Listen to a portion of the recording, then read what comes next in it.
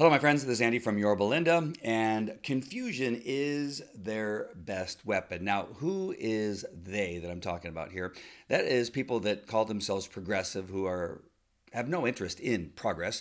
They are people that are on the left and that type of thing that are usually involved in the teachers union, in in the laws here in California, in doing things that have nothing to do with education when they potentially have a job or a responsibility to take care of kids and their education. They're the ones who are not involved in creating laws that have anything to do with, in fact, education. They're doing just the opposite. And I'm going to give you a couple examples here. Some of these people that I'm going to share with you are either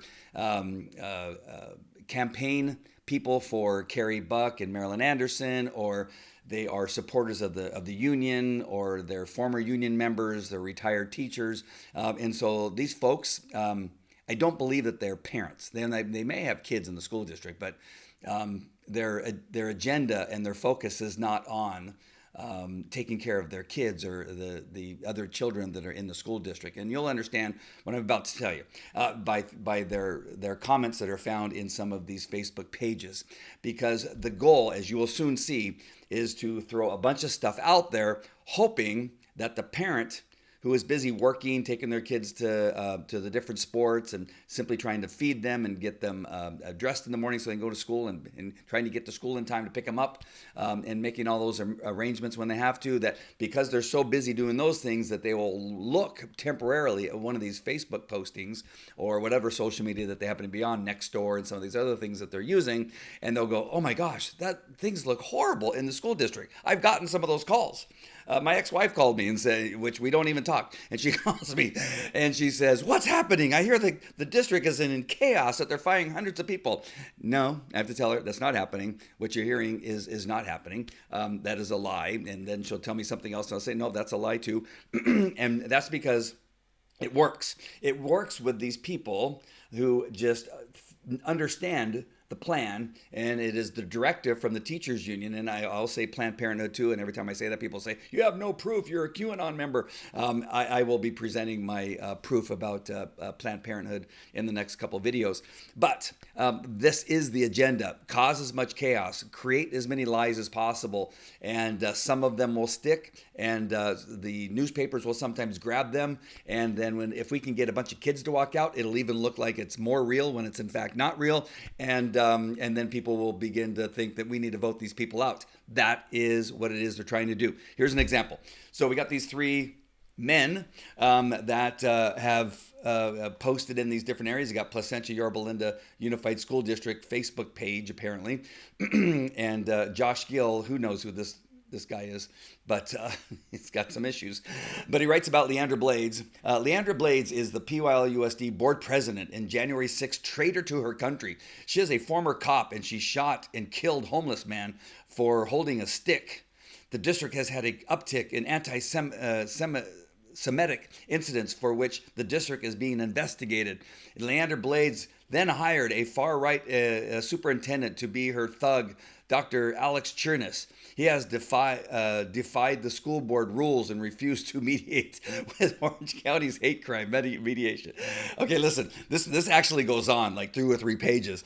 And do you see right there, right in this one thing, you got this guy, I'm assuming it's a guy by the name of Josh, who knows, who throws out about 5 or 6 different things, maybe more, in just 3 paragraphs. None of those things are true. None of those things are true. Leandra Blades is the most patriotic, America-loving person that I have run into in many years, and that's a reason why we became friends. Her and her husband and her kids, they're fantastic. They just are just people that are on the right side of this. Of America. And she happened to go to Washington, D.C. to be part of a celebration of one of our past presidents, and that's it. None of the other things that she got involved in, none of the other things she was there to do, she didn't even know what was happening until after later on in the day. So that is just craziness. And then she was she's a former police officer. A man, a violent man, crazy violent man, did have a stick in his hand, but you know what he did? He dropped the stick or sticks to grab 2 knives.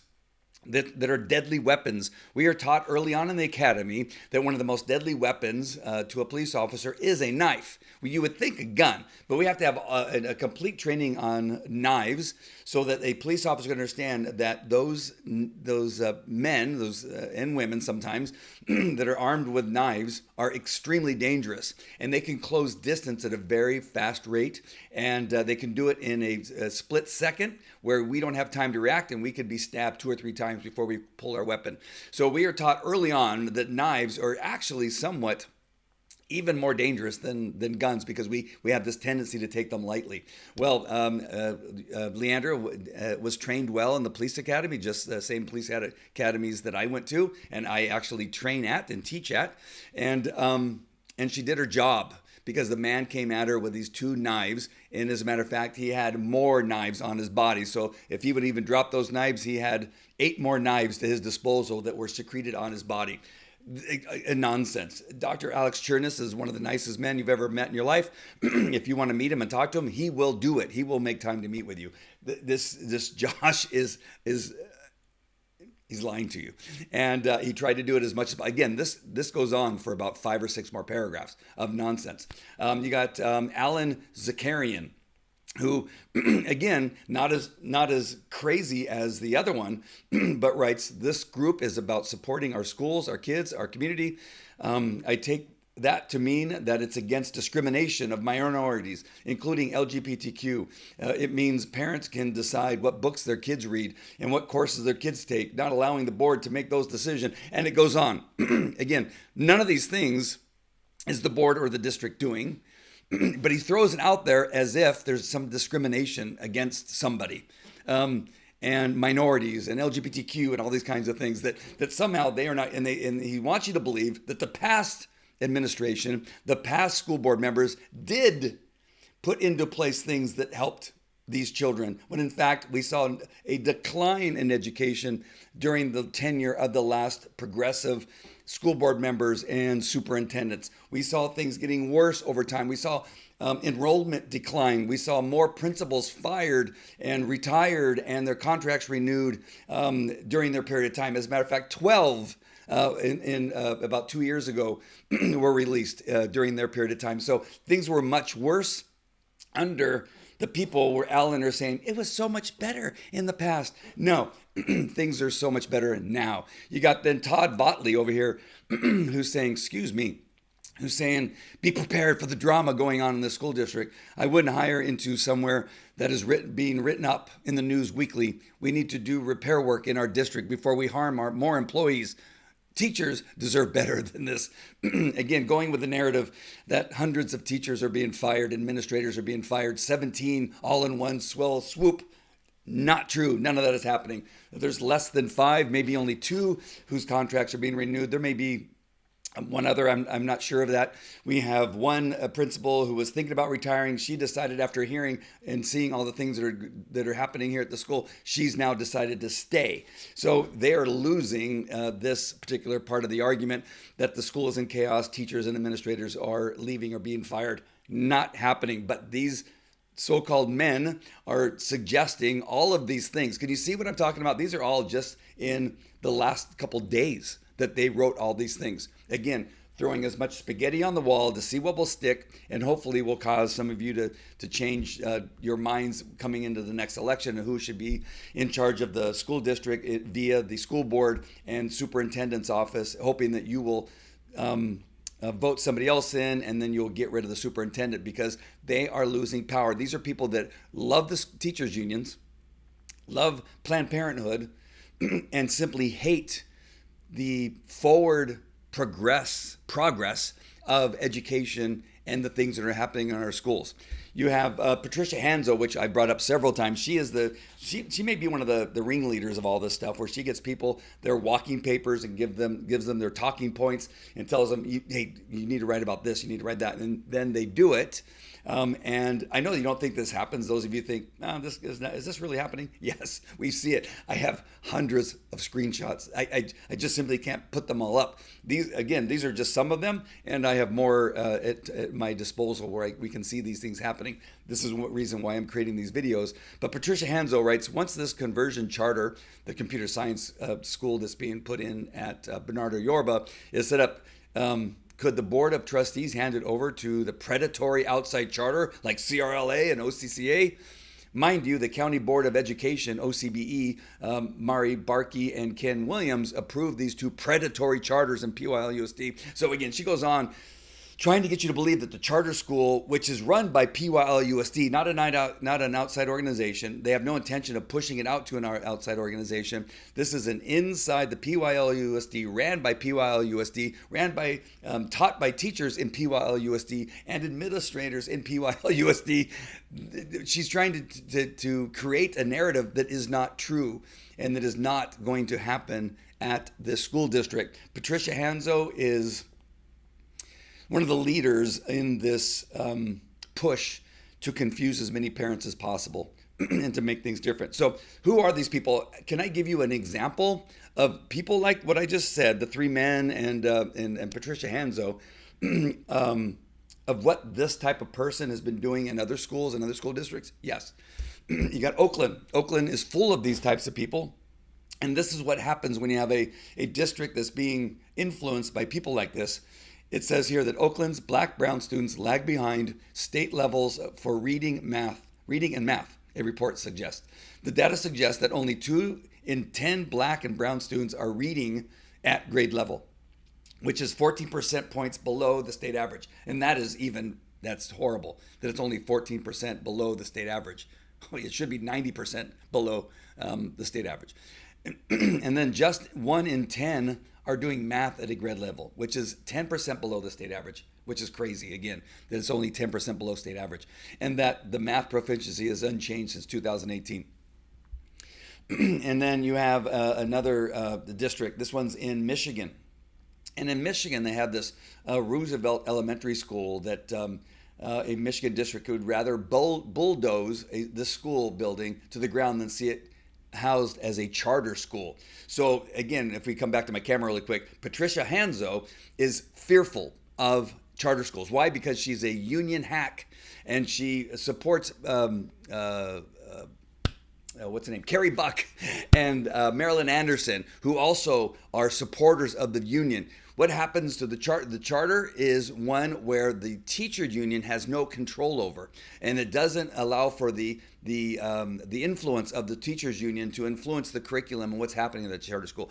The teachers still have an option to be part of the union, so they still are part of the union, but the teachers union has no power in charter schools. This is why people like Patricia Hanzo and the other 3 people that I spoke about earlier hate charter schools.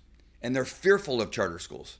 They do not want to see them succeed, because if they succeed, they will show that public education on its own is horrific.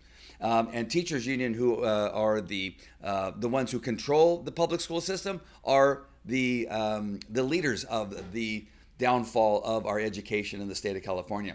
So just to read real quick of this story, I'll do it fast. It says, Roosevelt Elementary School has enriched this community for 104 years. The 3-story structure with its beautiful early Art Deco facade educated generations of local students. But in 2022, a portion of the ceiling collapsed, forcing the schools to close. The West Bloomfield School District, which owns the building, voted on March 18th to demolish it, but not only because of the student safety. Rather, district officials fear it may someday be used by a charter or private school. They'd apparently rather destroy a historic community landmark than risk the possibility that families will have alternatives to the district's educational offerings. That's the Wall Street Journal. Proof again, these are the same people.